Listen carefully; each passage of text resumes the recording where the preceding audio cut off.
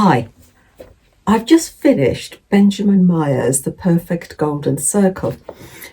I've only ever read one of Benjamin Myers before, and that was Cuddy, which I absolutely adored. And this one was the perfect palette cleanser. The book at long list this year has left me a little bit flat. There were more misses than hits for me, but this was the book I needed to get me back into the swing of things again.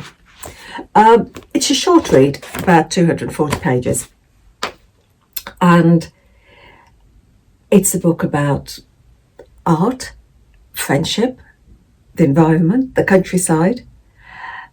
I just found it absolutely charming. I absolutely adored it. There was a sort of a visual feel to it. You could see perfectly everything in front of you. It's like sort of dipping into, it's like a TV series. Usually a chapter at a time, a sort of episode at a time, and you could watch it as you were reading it, if that makes sense. You've got two main characters, Redbone and Calvert. Redbone is a sort of hippie-like character.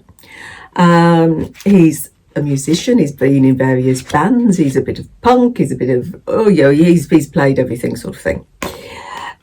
He now lives in his van, smokes a bit of weed, and he creates these intricate designs. Calvert is ex-services. He served in the Falklands, and the detonation of an IED, it left him with physical and psychological damage. And he lives in a tiny house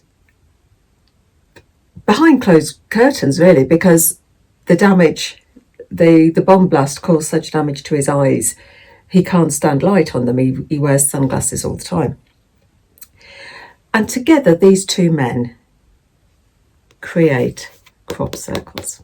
The action takes place in end of 1980s, and it takes the place over a summer.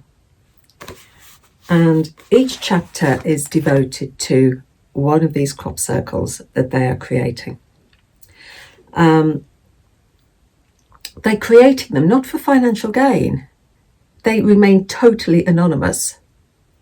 That is the thing. Their code is to remain anonymous. Their code is to strive for beauty.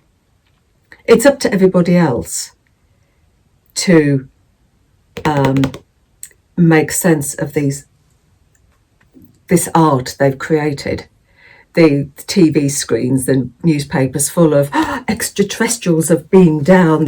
You can see where they landed and did all this, and farmers are making money out of it as well, because some of them are charging so that the public can go and see the crop circles. But Redbone and Calvert, they're not interested in that. They're just striving for beauty. And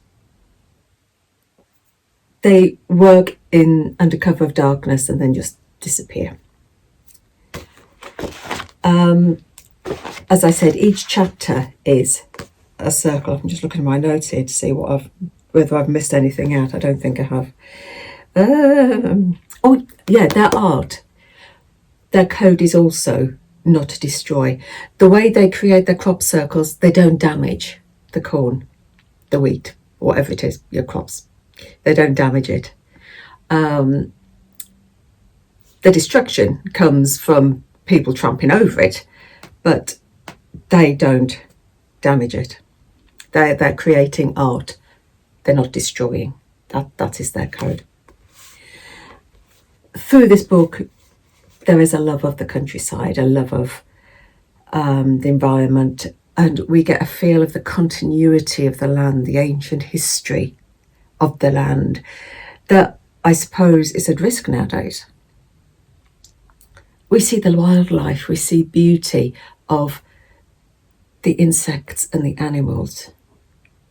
We see this strange friendship between Redbone and Calvert. Two very, very different men. But it's a sweet novel. There's a sort of poignancy to it as well. But there is humour, and the humour is Calvert and Redbone, some of their interactions. There is humour there as well. You know, you could chuckle away at things they're saying. It's a novel I didn't want to end. I wanted to spend more time with Redbone and Calvert, but it's a novel that's set during the summer, and summer has to end, so the novel has to end. But I loved it. I absolutely loved the vibe of this, and I could, as I said, I could just sit and listen to these two all the time and just lose myself in the landscape. It's a novel that makes you want to rush out and embrace the countryside. Yeah, The Perfect Golden Circle by Benjamin Myers. I loved it. So, happy reading. Take care.